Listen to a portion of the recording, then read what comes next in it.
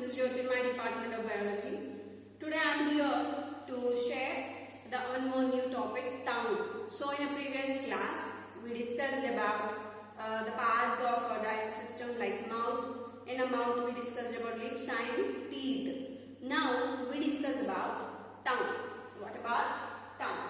Generally, tongue is present on your vocal cavity. This is the tongue. Got it? And on this tongue, generally here, the taste glands are present. What are present? Taste glands are present. Then what taste glands are present? Generally, if you put any food in your mouth, you feel taste, right? Whether it is a salty, sweet, bitter, or sour. That taste because you get due to the presence of taste glands on tongue. So the tip of the tongue generally contains sweet taste, and the side of that we get salty. Side of the tongue we can find salty taste. And above that sour. And here what we find is bitter. So now we are thinking that there are four taste glands here, but present in a tip area to identify the sweet taste, and the side area salt to identify salt, and so even bitter. And last we find spiciness. Why you feel spicy? Spicy is not actually a taste. It is a feel you get because of the irritation of the mouth. Generally you see your tongue is purely made up of muscle. So when this muscle exposed to spices, mean any hot substances, it gets irritation. Due to that irritation we feel spiciness. That is not a taste. Understand? So this is the tongue, generally made up of muscle. Understood? Purely, completely made up of muscles and contains on that taste glands. Got it? And situated on vocal cavity, attached. Got it? And this tongue generally has it has a functioning of digestion. It has a functioning of chewing the food, and also for speaking, even also for grinding and for pushing the food towards the teeth when grinding. And also it keeps always your teeth clean. See, when you are talking, always your tongue touches your teeth. So always it keeps your teeth clean, your mouth clean. Understood?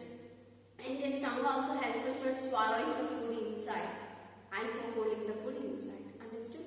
So generally what for reason the tongue is useful? So let's look at the tongue is useful for tasting, and the tongue is useful for chewing, and for speaking,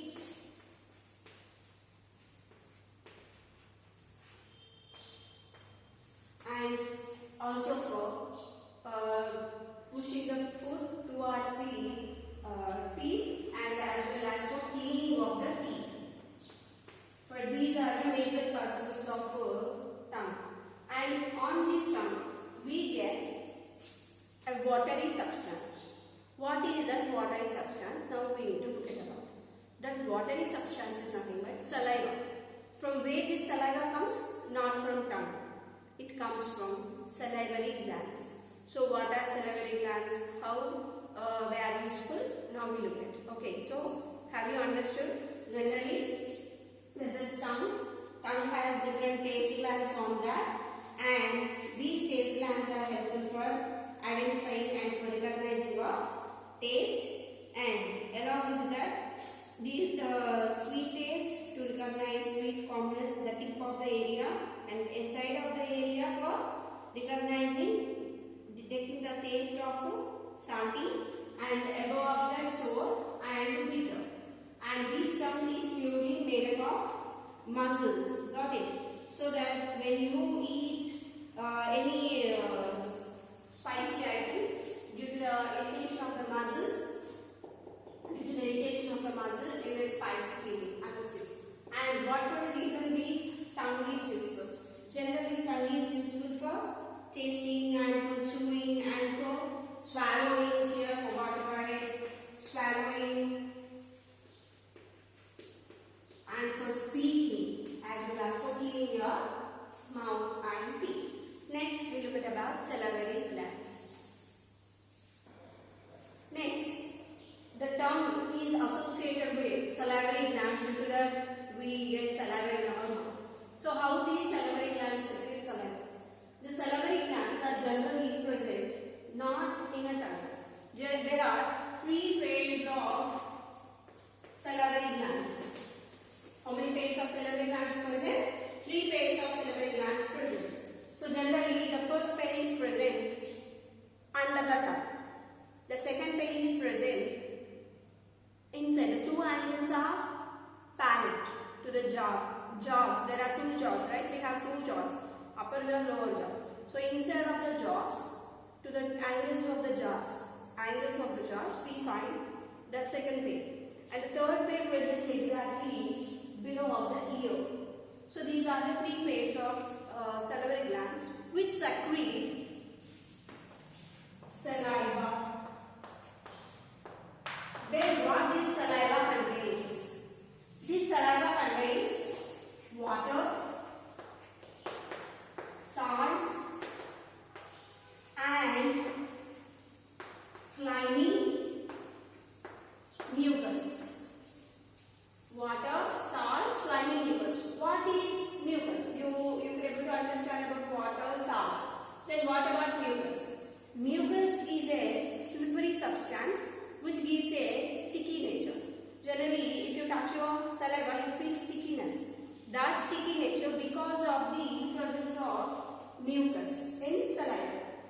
And it always, these presence of water, salts and slimy mucus always keeps our tongue fresh as well as lubricant. It makes our tongue as a lubricant. Like see, can move anywhere. And it also keeps our mouth moisture. See, now our tongue is so moist. And this saliva also helps for chewing the food. And it makes the food lubricated and helps for chewing and for swallowing. Is it clear? And this saliva also kills germs. And this saliva contains one enzyme. What is that enzyme is present in saliva? That is salivary enzyme. Salivary enzyme. What is a salivary enzyme? It is nothing but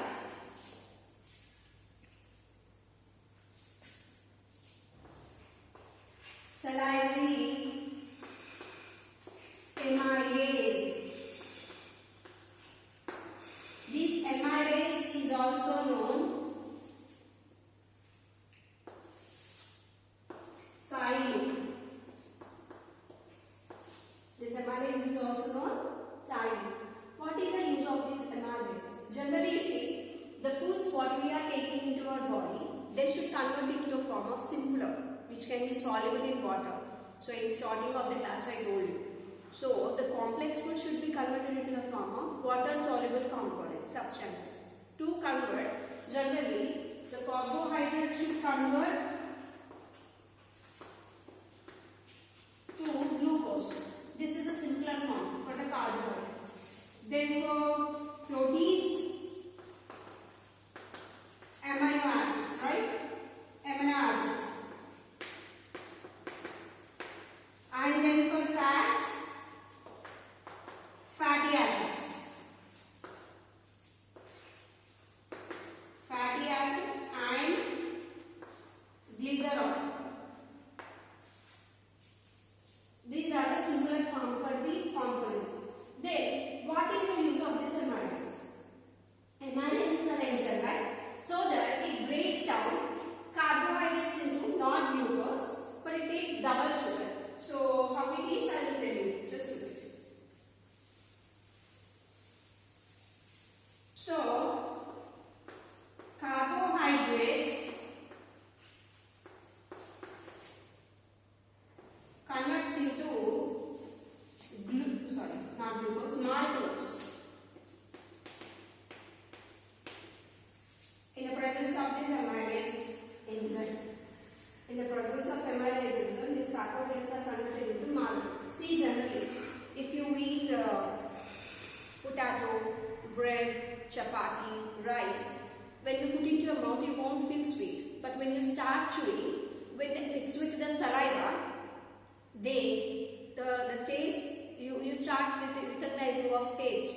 in sweet, not much sweeter, but okay, it is in sweet in nature. So that sweetness can be recognized after chewing, not before. Is it clear? So when you are chewing, it mixes with the saliva. In saliva, the chemical or the enzyme, amylase enzyme, which is present, converts these carbohydrates to maltose. Is it clear? So by this way, the first digestion takes place in mouth. Where the first digestion takes place in mouth. And what are the components are digested here? Carbohydrates cut into maltose. So which enzyme is helpful for that? Amylase is also known thyroid. Got it? So now once we look at the functions of saliva. Got it? So generally, the use of the tongue and saliva both may majorly same. Now look at. So the function of saliva, which is secreted by salivary glands. Use of it. It moistens and lubricates the mouth. Always. Even your tongue also. Even makes lubrication of your food also. Keeps always lubricated. And next, it cleans the mouth and destroys the germs. Cleans the mouth and destroys the germs. Always. Destroying germs means bacteria, anything. If harmful pathogens are entered, so almost saliva try to kill it. And it initiates the digestion by converting starch to maltose in presence of enzymes. So starch to maltose it is converted in the presence of salivary amylase enzyme. After action of this, the food becomes as a massive substance called bolus. What is bolus? So now look here. What is bolus? I will write it here. So after action of the saliva on food, after the action of saliva on the food becomes like a massive substance. It's nothing but known bolus. The massive food. So the food breaks down into pieces and the broken down food becomes as a massive food. Nothing but like a small pieces and become like a round ball shape and passes from mouth to esophagus. Even these saliva and tongue both together help us swallowing that bolus into pharynx to esophagus. So next we will look at about the pharynx and esophagus in our body. Okay. So next pharynx. So generally look at here. After the mouth cavity here is a very right movement here which I have shown here separately. This is called pharynx. What is the use with this pharynx? Generally this pharynx we discuss in respiration. But now I am completely explaining in digestion for the reason. There is one reason I will tell you. So pharynx actually is a part where the mouth cavity and nose cavity is attached, and as well as the food pipe and the windpipe both separated. Now look at here. So what is the use of pharynx? Where mouth cavity and nasal cavity. Mouth cavity or nasal cavity connects and food pipe and windpipe separates. So the way where it's a common passageway for food and air. So here the mouth cavity and the nostril cavity is connected, and at the same time the food pipe as well as the windpipe where it is connected to the lungs, right? So this food pipe and windpipe is connected by the pharynx. Separated by the pharynx. And this pharynx has, it's a simple, what is the function of it? It is a common passageway. What is a common function for it? It is a common passageway for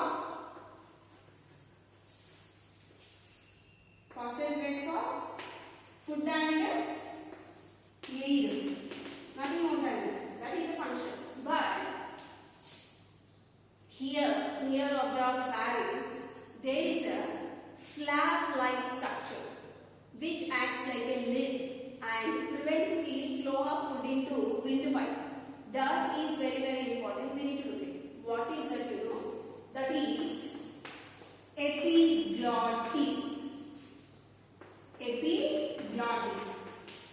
This is important one. So the epiglottis actually is situated near the pharynx here, and it acts like a lid. I'll try to show you individually.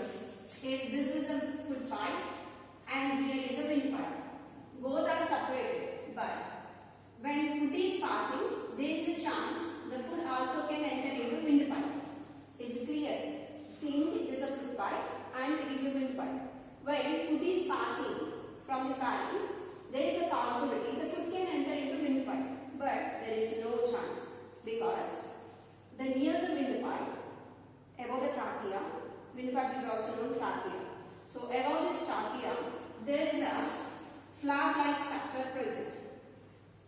This flap-like structure, when air is passing, it is upwards, but when food is passing, this flap-like structure closes the windpipe, so that only the food can allow only into the food pipe.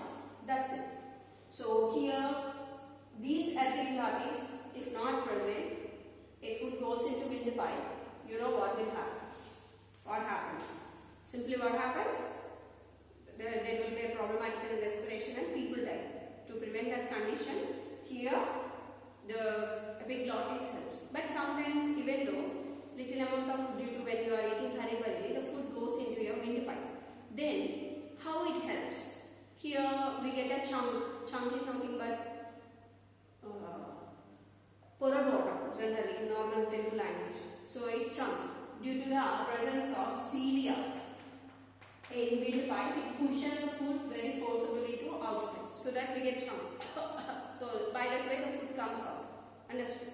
But who will majorly 99% or sometimes 100% also the food can be, flow of food can be stopped into the windpipe by the epiglottis. So what can we say simply about epiglottis? Epiglottis, it is a part which prevents the flow of food, nothing but what food? Bolus. After digestion in our mouth, the bolus passes into food pipe, right? That bolus, flow of food into the windpipe. Got it? And acts like a lid. How it acts? Like a lid. Like a opening and for closing. It acts like a lid. This is about epiglottis. So, generally the pharynx is a common passage for food and air, and as well as separates the windpipe and food pipe. And near this pharynx, there is a part present like a lid, is called epiglottis, and this epiglottis, this is here, it's like epiglottis. This epiglottis controls and prevents the passing of food into the flow of food into the windpipe. This is about pharynx and epiglottis. Is it clear? So, one part of the digestive system has one function. Got it? Next, we are going to the esophagus.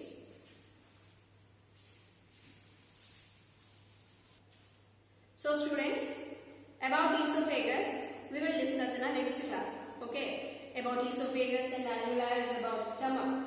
I will finish it in your next class. Thank you. Today we discussed about tongue and salivary glands, next pharynx and epiglottis. Got it? In the next class, we will look at about stomach and esophagus. Thank you. Have a nice day.